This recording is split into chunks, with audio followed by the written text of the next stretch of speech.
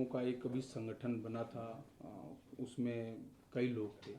सबसे प्रमुख जो राजभर थे, आपके साथ कई मीटिंग किए, बैठक किए, आपके साथ कुछ रैलियां भी किए छोटी मोटी, लेकिन सर वही जो मेन कड़ी थी वो निकल गए अब बिना उन आपसे बताए। देखिए उनसे पूछिए ना, हम क्या बोलेंगे।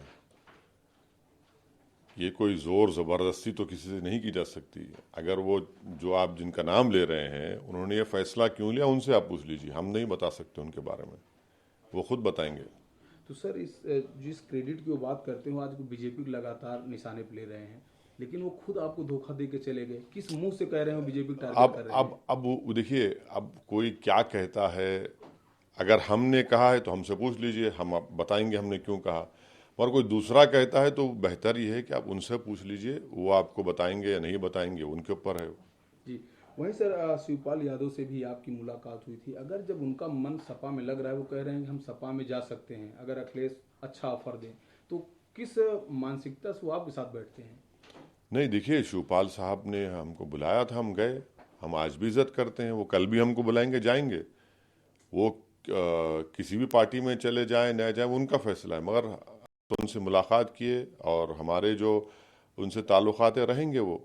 मगर अभी क्या होता है, वो क्या फैसला लेते हैं, हम किसे बताएंगे। आपका सर जो ये मोर्चा है, इसमें से लगभग जो लोग हैं वो दरक रहे हैं धीरे धीरे। आगे क्या है सर? 2022 विधानसभा चुनाव आप अकेले, चूंकि आपने मन नहीं बना लिया है। सुनिए, देखिए हम जी। तो, जैसा आपने सही कहा, हमारी पार्टी ने फैसला ले लिया कि हम 100 सीट पर चुनाव लड़ने की पूरी तैयारी कर रहे हैं, चुनाव लड़ेंगे। अब किसी से समझौता होता है या नहीं होता है ये तो वक्त बताएगा।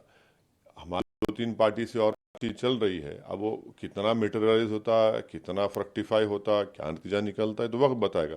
और चुनाव तो हम लड़ेंगे।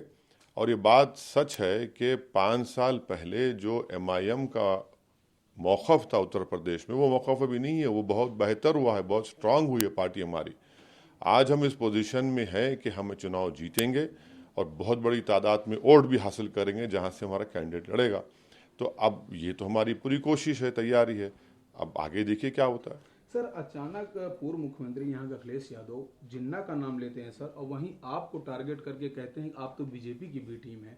मतलब आपको टारगेट करना, जिन्ना को नायक बनाना, ये कुछ समझ में आ नहीं रहा यूपी में।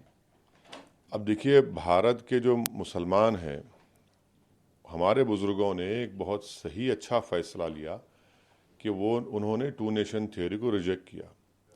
तो भारत में जो मुसलमान है वो मुस्लिम, वो इंडियन बाय बर्थ भी है और बाय चॉइस है।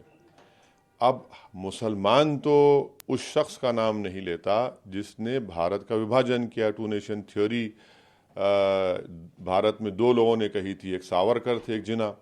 हम उनका नाम नहीं लेते, दोनों का भी नाम नहीं लेते। अब ये लोग नाम लेते हैं इन दोनों का। तो इनसे पूछा जाए कि भाई इनसे इतनी मोहब्बत क्यों है जिन्होंने ये 2 नेशन थ्योरी और डिवीजन की बात की थी।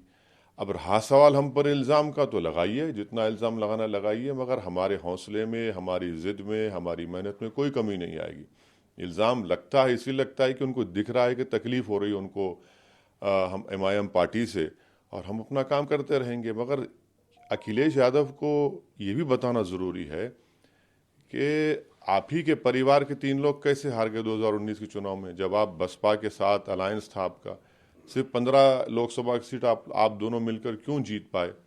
इसकी क्या वजह थी, जबकि आपको 75% मुसलमानों का वोट मिला। कभी ये भी तो कहो कि हमको मुस्लिम वोट मिला, हमको हिंदू वोट नहीं मिला। ये नहीं कहेंगे। ये भी कह दो कि मुस्लिम वोट मिला, यादव वोट हमको नहीं मिला। ये कह दो कि हमको मुस्लिम वोट 75% मिला, हमको दूसरे अपर कास्ट लोगों का वोट नहीं मिला। ये बोलने की हिम्मत नहीं है इन लोगों में। और बार बार बोलते ना कि डराते रहते हैं मुसलमानों को। अब डरने वाला नहीं है मुसलमान कि भाई आप मंच पर नहीं बिठाते, हाथ नहीं मिलाते, कोई दे रहा है तो हाथ ढकेल देते और फिर चुपके से खामोशी से अपने घर में बुलाकर एक फ़ोटो ले लेते। क्या मुसलमान आपकी फ़ोटो का मोहताज है? उत्तर प्रदेश के मुसलमानों को दीगर कास्ट और बरादरियों की तरह उनकी पॉलिटिकल लीडरशिप चाहिए। उनकी एक लीडरशिप बनेगी, वो नहीं बनना चाहते। भाई हर उत्तर प्रदेश में हर कास्ट की एक पॉलिटिकल आइडेंटिटी है, उनकी ताकत है, उनकी लीडरशिप है।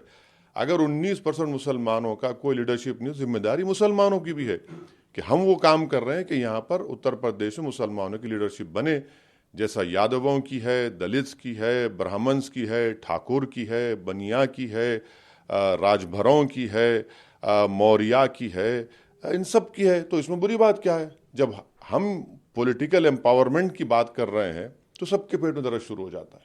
सर, बिहार में डर है कि कहीं अगर आपकी ताकत बढ़ती है तो जो कॉपीराइट, जो आपने कहा ना कि अपनी भी एक डिग्निटी होनी चाहिए, लेकिन उसको वो कॉपीराइट अपना समझते हैं, उसमें कहीं आप सेंध न लगा दें।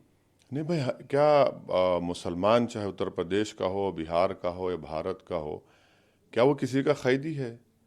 क्या आप क्यों कैदी बना के रखेंगे उसको? आप कब तक डराएंगे इन तमाम लोगों से? क्यों डरेंगे हम इन लोगों से? भाई देश हमारा है, हमको भी जमहूरियत में और संविधान इस बात की इजाज़त देता है कि हम अपनी लीडरशिप को बनाएं और बनाएंगे।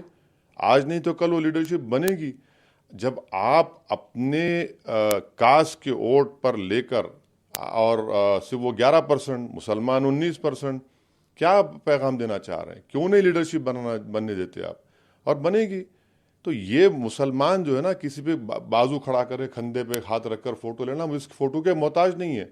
हम मोहताज हैं हमारी लीडरशिप के, हम मोहताज हैं हमारी पॉलिटिकल आइडेंटिटी के, हम मोहताज हैं कि हमारी जब पॉलिटिकल लीडरशिप बनेगी तो जो सोशल, एजुकेशनल, इकोनॉमिक प्रॉब्लम्स है उत्तर प्रदेश के मुसलमानों के, वो एड्रेस होना शुरू हो जाएंगे।